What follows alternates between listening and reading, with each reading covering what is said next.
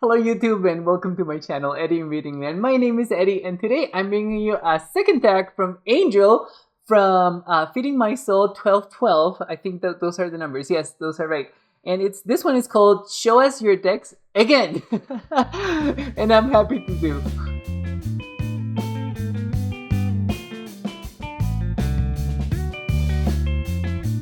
Okay guys, so I am gonna go and start with the prompts because it's probably gonna be a long video. I mean, knowing me and the way that I talk and the way that I just go on and on about the decks. I think I'm just gonna go and start out. So the first prompt says a deck with a quote on the inside of the box. Now this one was very easy because I remember when I got the Lepus Tarot. And this is by Witchy Cauldron, and it's illustrated by Artem Chernovai. This tarot has a very cool quote, and it says, "The universe is never quit, it's always providing answers and guidance." Now, the reason why I like this quote is because hares, I relate to Laplace's demon, and I've said this before from previous videos. I relate hares and rabbits with Laplace's demon, which is a hypothetical being that exists in determinism. But Laplace's demon, he or they are supposed to know the precise location and momentum of every single particle in the universe, thus giving them the ability to know time, so the past, the present, and the future of everything, which is something that I found incredibly, well, a burden, but I just find incredibly fascinating that there would exist this being and that is able to do all of those things, even if it's a hypothetical one. And the reason why I'm going to show you that, guys. The reason why I pair hares or other rabbits, or rabbits actually, with Laplace's demon is because I used to watch this anime series. I love watching anime. And I also did read the manga for that series. It's called Rosen Maiden by Peach Pit. And the main arbiter, I'm not going to go into everything, but the main arbiter that is in the series is called Laplace's demon and is a white rabbit. And but for some reason, I just got in my head that a hare is actually better for Laplace's demon instead of a white rabbit. I don't know why, but this deck reminds me of that. This deck is a personification of this, especially with a quote on the box, because it talks about the universe. And Laplace's demon is a being that is supposed to know everything in the universe. And it just makes it even more powerful to me. This deck is incredible to use. I have not used this deck for others. I don't think that I will, because it tends to be scary for people. The hares are very much very creepy. Honestly, I find that they're very beautiful, but I can see that they are creepy as well. But yes, so that's my first. This hangman reminds me of Deadpool. But this is the deck that I have with a quote on the box. I have many other decks, but this was the first one that I thought about, and this is also a really cool deck. I like this deck because it's edged in this steel. It looks bluish on the camera. Oh, there we go. See, there, it's steel. The backs are just beautiful. I really enjoy using this deck. I actually should start using this deck again, but it's probably going to happen next year. Structured tarot reader here. Okay, so prompt number 2, guys. A deck with a damage box or card. Thankfully, I don't have decks with damage boxes or with a lot of visible damage, but I did remember Tarot of the Starbound Fantasia by Taylor Ellis. And the only reason why I know that I have a damage card is because while I was watching another video about a walkthrough on this deck, I noticed that the Fool, and this is my damage card, I noticed that the Fool didn't have this discoloration here. The pigment on the card was faded. Now, granted, I have used this deck, and I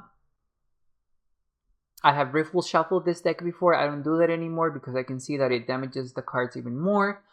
But I have also used this deck for readings for others, and that has just perpetuated the damage on the card.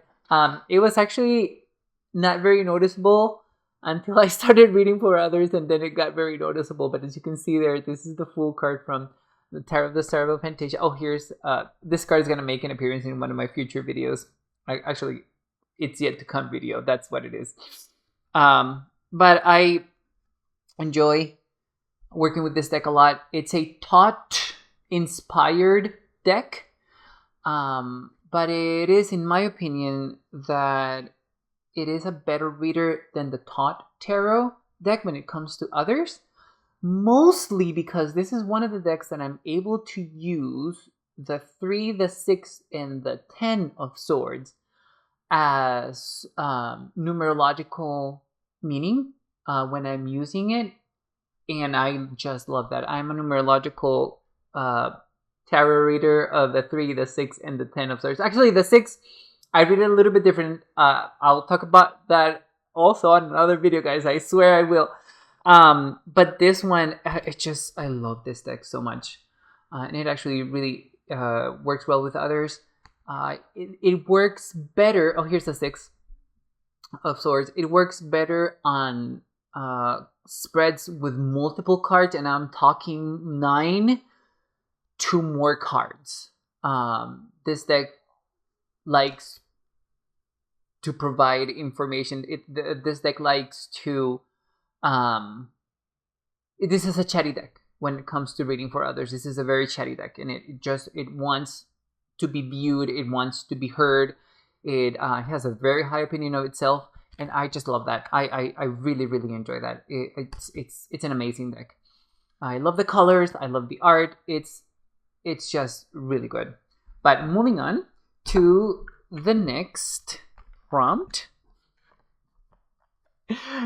Oh my goodness. Let's see, guys. It says a deck with one or several renamed cards. Oh, okay. So I don't think I've shown this deck too much on my channel, and but I don't want to really show this deck a lot on my channel because it is unfortunately out of print. They only made, actually, Longvu. This is the Red Raving Tarot by Longvu Andui. They only made 200 tarot. This was a Kickstarter that I backed, and that's the only one that they use. But as you can see, the tarot is in landscape mode, and the cards are super tiny, guys. This is my, let me see. This is my hand. I don't have really big hands, guys. And this is the deck. I love this deck. It's a shadow deck. I very much enjoy it. But here we have the Magician. Longvu has sculpted the Juggler. Here we have the High Priestess, and Longvu has called it the Popess. Here we have the Empress that retains its their name. Here we have, oh, I'm showing you guys the cards upside down. There we go. There we go. This is the Emperor, and the Hierophant is called the Pope, which is fine. I don't mind that at all either. The Lovers is called the Lover. It's just called the Lover, and so on and so forth. The Strength card is called the Force. And he has renamed most of the. Oh, the Judgment card is called Trumpet. This is the Hermit. This is the Wheel of Fortune. Yep, I have a full walkthrough of this deck, guys, where I share more of my. So this is the Strength card, Rename the Force. I just enjoy just looking at this deck all the time. I have said it again in my channel, and I will say it again. I love the color palette and how expressionistic the line work is on the Red Raven Tarot, guys. Amazing deck. I hope that Longvu offers this deck in the near future or in the future.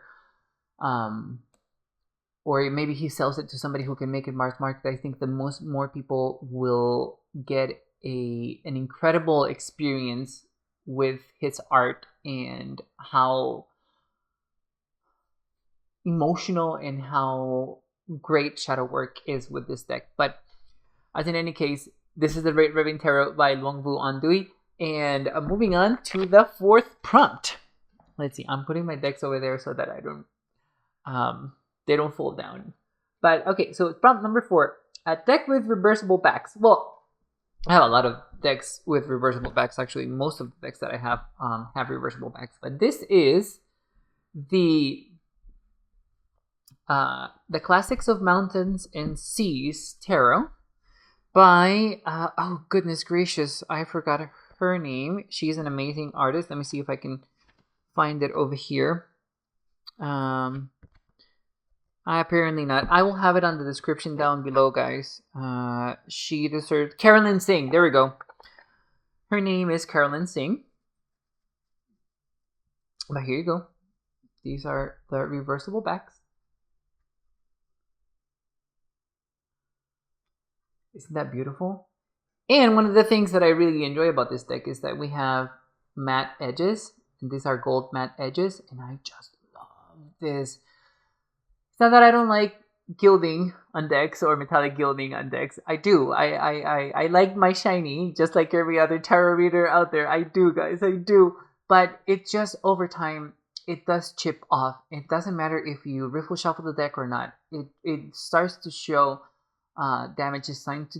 It shows deterioration over time, and I really don't like it. And some of these decks are really expensive, and I want them to last as pristine or as well kept as possible. And it's not like I throw my decks into the or maybe I should be showing you some images. I'm sorry, guys. It's not like I don't throw the decks on the ground and step on them, because I don't. But some of these decks I can't get again, like this one, the Classic of Mountains and Seas Tarot, which is inspired on the classical book, the classical Chinese book, which I was going to attempt to read after I found out that it was various volumes, and I'm just not going to. I did read the little guidebook that comes for this book, and I have in fact learned a lot about the classics, the Classic of Mountains and Seas from Chinese fiction, but yeah, it's not an undertaking that I was going to do. It's just way too much for me. But the art on this deck is just exquisite. There is not one card that I don't like in this deck. And the other thing is that this deck on the pips have different creatures that show up on the Classic of Mountains and Seas. And the creature that she chose to depict for the card is actually, it does make sense when she explains it. Obviously, I'm pretty sure that if any of you have read the Classical Mountains and Seas, would actually be able to relate them better, but I had to read the guidebook so that I could learn. But this is it. This is the deck with reversible backs, guys. Whoops. There we go. Here they are, the beautiful backs. Okay, and now moving on to the next prompt. Okay, let's see. Let me put this back. Okay. Okay, so prompt number 5. A deck with a star on the box. Okay, so this was actually very easy because it was like the first tarot that I had on on my tarot shelf, and it had a little star. As you can see, there it is. There's the star. But even better, guys, the back is the same star. I like the Guiding Light Tarot. I don't think that I have seen anyone use this deck on TarotTube. Or if they have, I'm sure there's a walkthrough because before I purchased the deck, I actually watched the walkthrough. But yes, here we have the start. This is a very unique and peculiar deck. By I'm blanking on the name of the artist, and I really like this artist. Her name is Victoria Iva. I have the other one, another one, the Black Tarot by her is also incredible. What is very good about her tarot is that she provides an illustration that feels more like a feeling. It is more like a feeling than a meaning. And it's just so very enjoyable to read with this deck. As you can see, guys, this is very shiny, and which I don't really like. I prefer matte for my decks, but I think that the only reason why she did that was because she needed to catch the light, because it's the Guiding Light Tarot, so I kind of understand. But I think that this deck would have been also incredible just with being a matte deck. But as you can see, she has played with shadows and light incredibly well for this deck. I mean, look at this King of Pentacles. Oh my goodness. When I first got the deck, I thought that I wasn't going to enjoy using it because the readings started to be blurry. When I used the deck for myself, the readings were blurry, and I was like, well, I'm definitely not using this for others if my readings are not what I want them to do, what I want them to be, and if they're not serving my purpose. But after using it, it's not that they're blurry. It's just that they're showing you a aspect of yourself that you need to take care of, that you haven't thought about, or that you weren't even aware. And that's what I like about this deck. It's definitely a guiding light because it just shows you, it gives you the light to follow on what is that you need to work on next. And I love that in a shadow deck. It's something different. It's a different experience to work with the shadow. So I really enjoy that. But okay, moving on from the Guiding Light Tarot. Okay, here we go. We are going to go for the next prompt. And I believe that the next prompt is prompt number 6. A deck with no or few people in the minors. This was very easy. And I'm so glad that I'm able to show this deck because this deck is actually available. Actually, the Guiding Light Tarot is also available, guys. But this is the Children of Astera by the amazing, by the incomparable, the very prolific Sia Hunt. And here are the Children of Astera. This deck has no people on the pips. Here we have the 9 of Pentacles. Here we have the World. This is a major, so it doesn't count. But technically, these are also not people. They're fairies, nymphs, woodland spirits, and creatures. And oh my god, I'm totally lying. It does have people on the core cards, guys, but the pips don't have any, I swear. This is a plant-based deck, and this is the only plant deck or botanical deck that I actually have. It's the Children of Ostera. Yes, it's because Sia illustrated it, and I just love her decks, and I would just buy anything that she puts out. But it is also an incredible deck. I used this for the Ostera period. Come on, focus. There we go.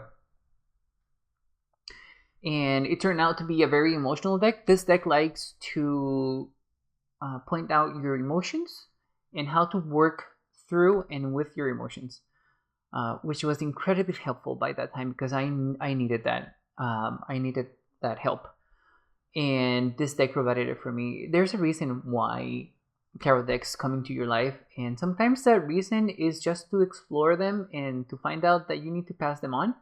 But for this deck, it was very much an emotional release for me. And as you guys can see, all of the pips don't have any people on it. Right?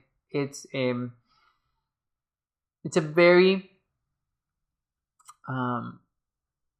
I'm going to provide you with the feeling of happiness deck, but I'm going to make you work for that happiness.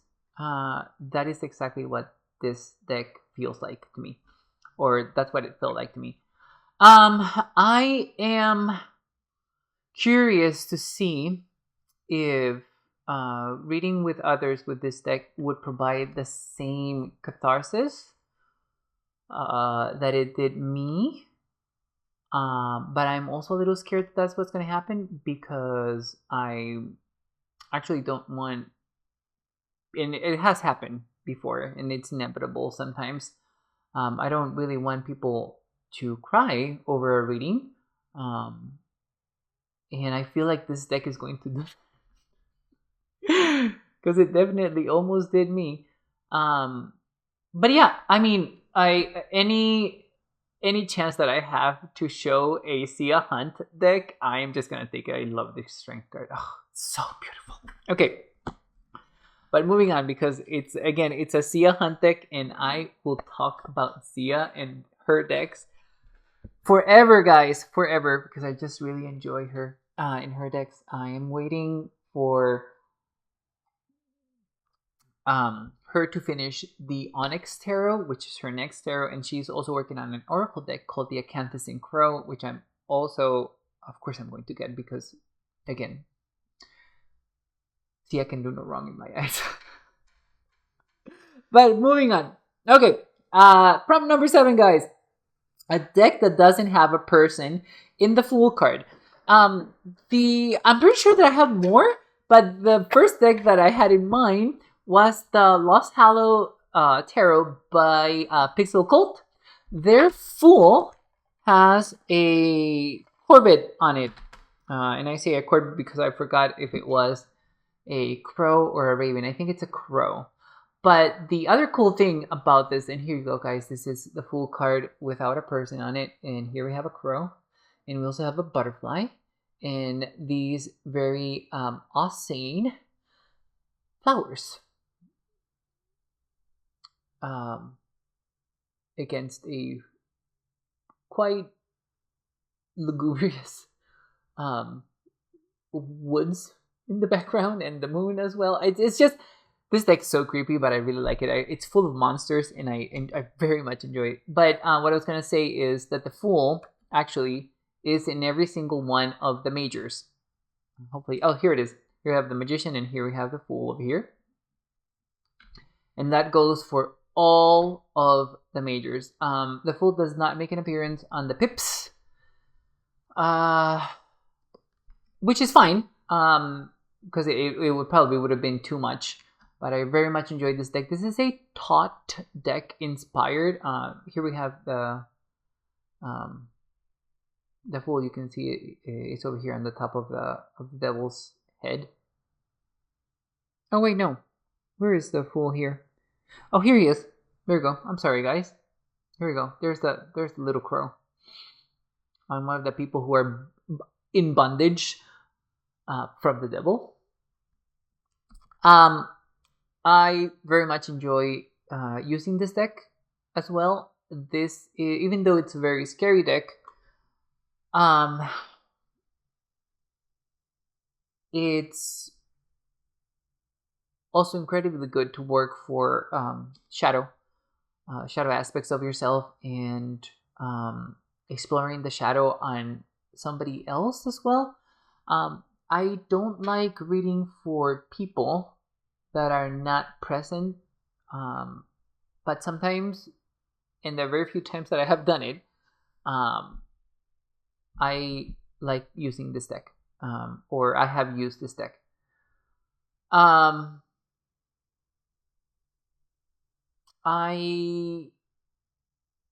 I just enjoy again, this color palette is also amazing. I mean, black, white, red, and gray. It's just like in the Red Raven Tarot. I really, really like this color palette a lot. I think it's the more appealing aspect of this deck as well. Not to mention as well the monsters, or the very monstrous beings that are here, and the very monstrous things that are going on in the illustration as well. I just very much enjoyed it. I mean, we have a disabled person here as a monster, and just inclusion, guys. Yes, we need more inclusion in decks. This is what we need.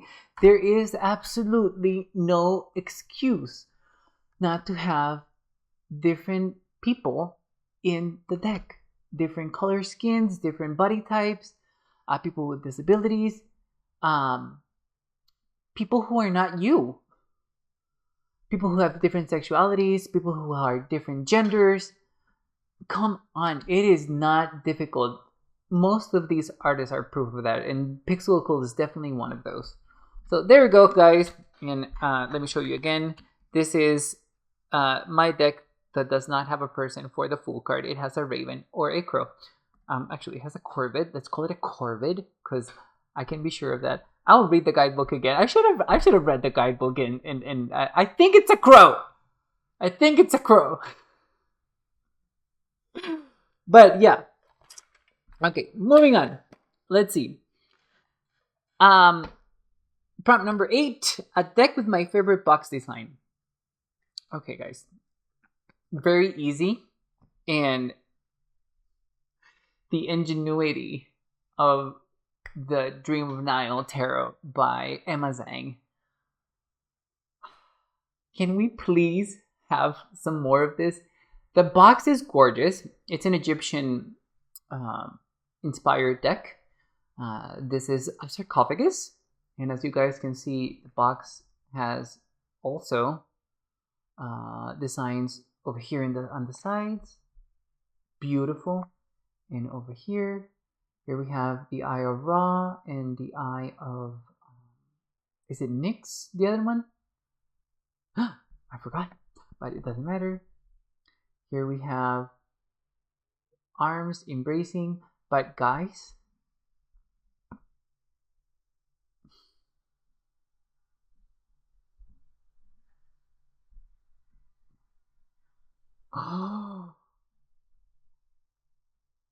I mean, come on.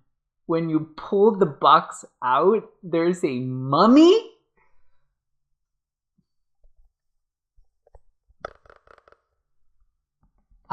Yes. We need more of this. Just the creativity that pours out from this woman, guys. And she's also working on a tarot.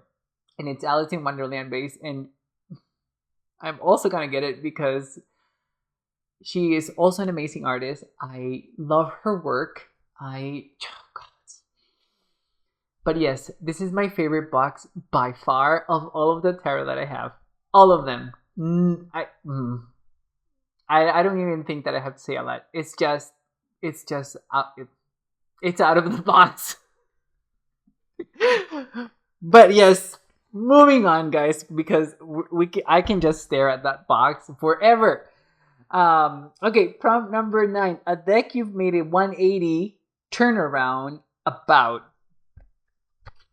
That was also very easy for me because it usually does not happen.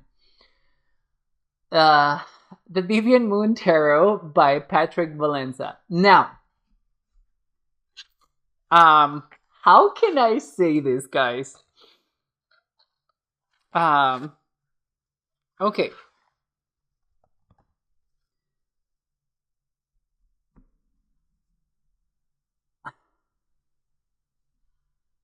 When I first saw this tarot deck, I was um, disgusted by the artwork. I didn't like it.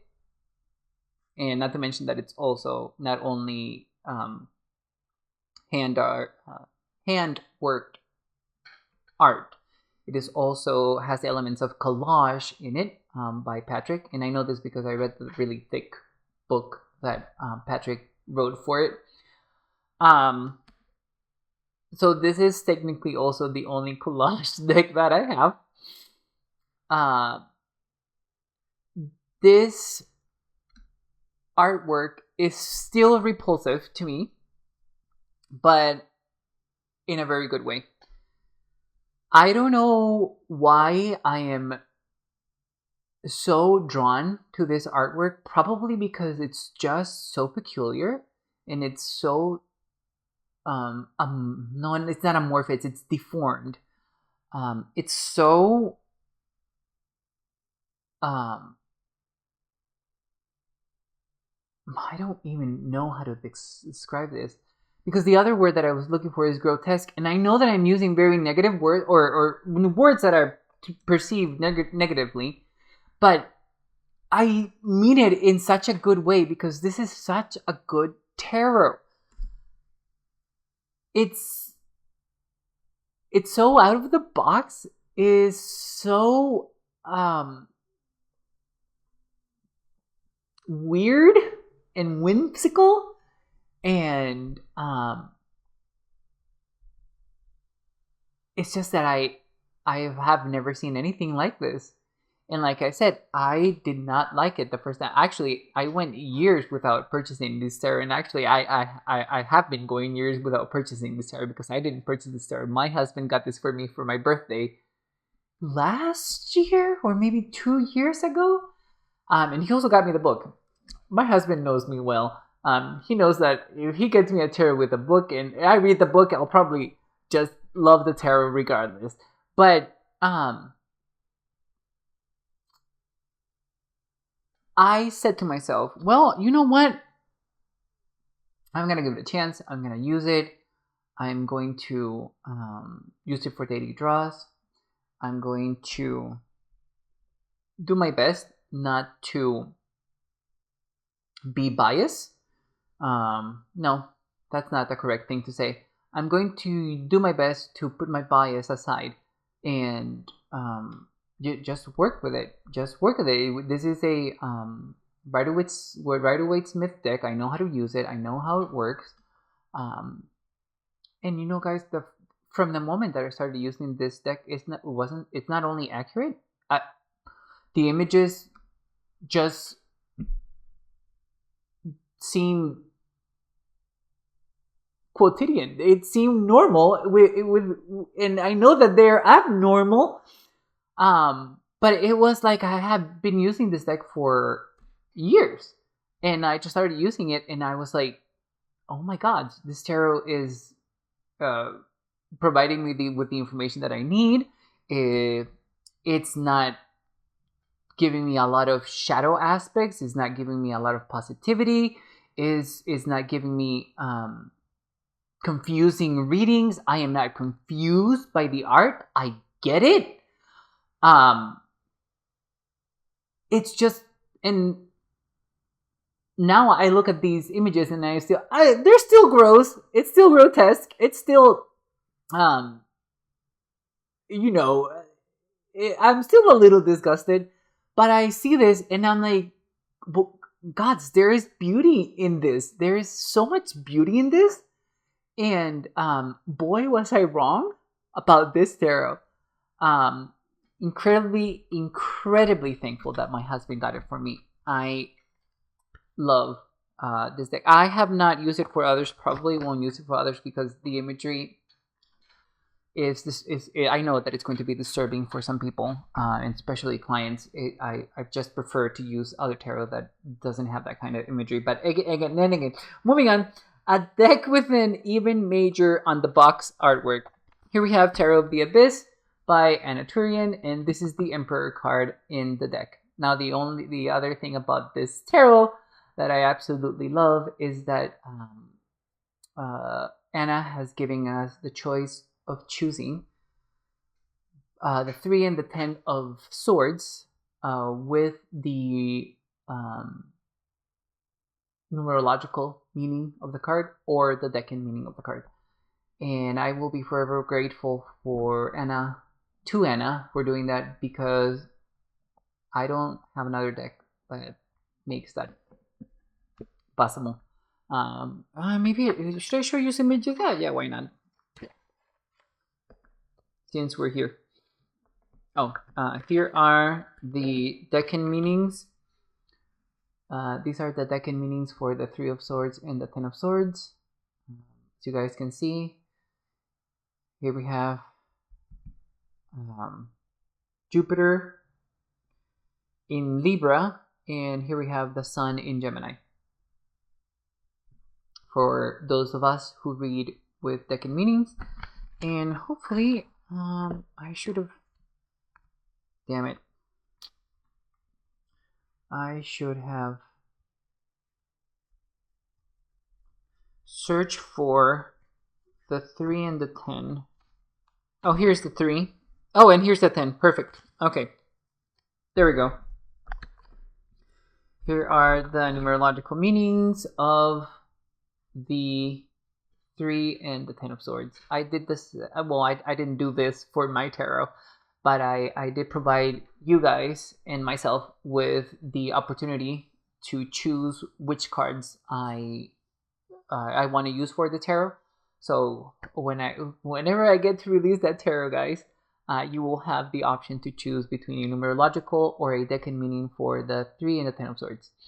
Also the 6 of swords, but that is something for another time. Okay, moving on. Okay, let's see. Prompt number 11. A deck on your tarot shelf with the box title facing the opposite direction from the others. The only one on my tarot shelf that was facing the opposite direction. I don't know why.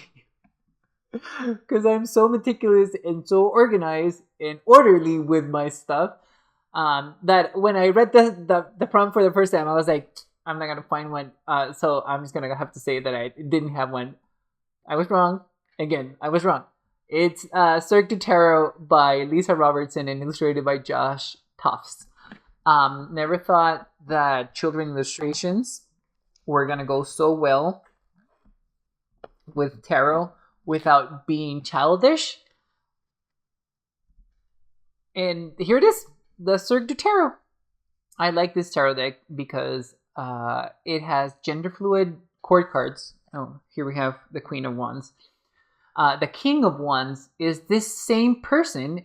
They're just facing the other way. And they actually look masculine versus this one where they look feminine. Hopefully we're able to see what I mean. Oh, here it is. Here's the King of Wands. So they're the same character. And actually the Knight, you can see it on the Knight. Okay, there we go. This is the Queen and this is the King. The Knight is the same character, but they're looking straight at you. So you can see that their costume is divided into feminine and masculine. I hope that I will be able to see that. Come on. See, this is why being prepared. Oh, this is what the pages look like. All the pages look like this. They only have a different color background. And there's a different person sitting down on the mirror, but they're basically the same thing. Oh, come on. I just want to... Oh, here's one of the knights, but I want to show you the knight of... Here's the Page of Wands. Oh, here's the knight. Okay, perfect. Let me show you. Let me show you because this is fascinating. This is the only tarot that I know that does that. So here we have the page and the knight. So this is the person who is on costume. And as you guys can see, we have a feminine and a masculine side to the knight. And then we have the feminine side for the queen. Oh, I'm sorry, the masculine side for the king. And the feminine side for the queen. Isn't that just fascinating? I don't have any other tarot that does that. What other tarot has gender fluid people on it? And it exemplified so well. I don't know what Josh was thinking, but I am so glad that he did that because it is an amazing deck. But yes, this was my naughty deck that was not facing the right direction on my tarot bookshelf. Naughty. Okay. And I am turning pages because I have my notes over here because I wouldn't be able to remember all of these prompts, guys. Come on. Okay, so prompt number 12. Lonely deck, a deck you don't store with your other decks. Now, guys, I have a little treat for you guys, and I do mean this figuratively and literally, because this is the tiniest deck that I have. And it's not a tarot deck, it's not an oracle deck. These are Hanafuda cards painted by one of my favorite artists. Her name is Cristina Natsuko Paulos. She's a Brazilian Japanese artist. I believe she resides right now. She's from Brazil, but she is right now in Las Vegas. Los Angeles. I'm sorry, Los Angeles, because she's working on a bunch of projects for the museum over there, and I just am fascinated by her art. And I am one of the lucky people who was able to get one of these 100 decks that she made. Now these are tiny, guys. I have small hands, but these look small on my hands. They are itty bitty cards. These are, I'm not really sure how familiar you guys are with Hanafuda cards, but they are basically, you can play it. It's like regular playing cards, but in Japan they play different sort of games with them as well. They are just so beautiful. It's not focusing because they're so tiny, guys. So tiny. Oh.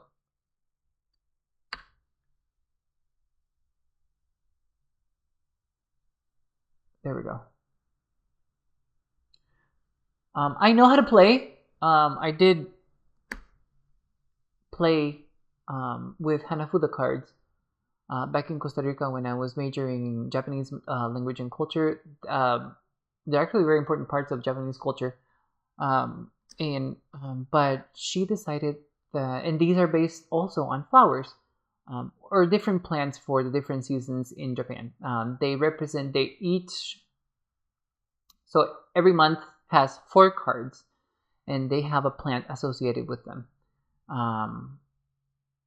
As you guys can see, her art is just stunning, so beautiful, and I am so happy that I am one of the people who have this deck because, good gods, what would I give to have one of the originals from Cristina Natsuko Paulos? But her art sells for so much money, guys. So much money. And I'm not able to afford it, unfortunately. But these are the Hanafuda cards painted by Cristina Natsuko Paulos. I'm gonna have her website down below, guys, because just so that you can see how very expressionistic her art is and how good it is. By the way, she made these little baggies herself by hand, and each of us got a different bag. I got the ones with the butterfly design, but each of us has a different one, a different sort of baggie. I don't remember how much I paid for them, it doesn't matter because these are invaluable to me. They are actually not on my tarot shelf. They're on my bookshelf because I love to see them there with my books. So, yeah, that's where those little cards come from. Okay, moving on. Prompt number 13. A deck you associate with the current season. Well, unfortunately, Sia hasn't made a Children of Beltane tarot deck, but she did the Children of Letha tarot. And I know this is the second deck from Sia that I'm going to show. I know.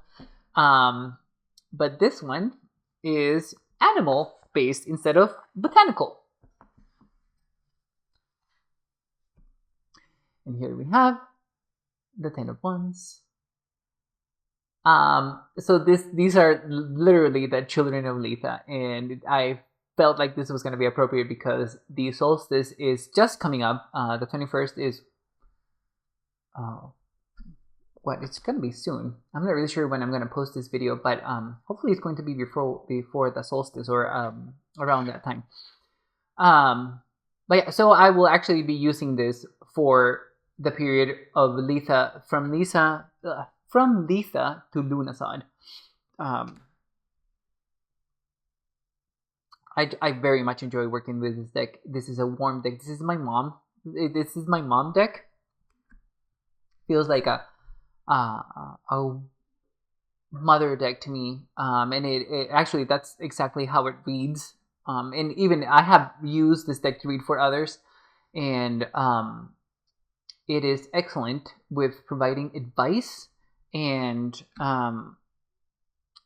it also lets you know that you shouldn't be doing something that you're doing right now, and if you continue doing that, something bad's gonna happen. That is exactly how this deck reads. Like, it's a little condescending. But it's an amazing deck. I really love it. I just enjoy working with this deck a lot. I will review it a little later because I have in fact used this deck for others, and I'm gonna be giving you guys more details on this deck later. But here are some of the images so that you guys can see them. This deck is also available on Sia's site, so I'll have the link below, as in any case. Oh, I love this Judgment card. But yes, moving on, guys, to prompt number 14, a deck in which your favorite animal makes an appearance. Well, this was also very easy. The Botan Tarot. My favorite animal, actually, I don't specifically have a favorite animal. I have a favorite family of animal, and those are canines, especially dogs, but more significantly wolves. Here we have White Dog on the Ten of Wands, and oh gods, look at these doggies. Aren't they cute on the Chariot? I identify with canines. This is White Dog personified as a human. I feel like dogs are definitely men's best friend, definitely humans' best friend. There's so much warmth, there's so much loyalty that canines, dogs, feel for you. It's almost tragic. It almost makes me feel bad because dogs can endure a lot from their owners, and gods, I'm so happy that we have two beautiful puppers, and I am so glad that I have this deck that has a lot of those canines depicted. Like, for example, here's Wolf, here's Fox, all canines. Yeah, canines make me happy. Canines make me happy. I think that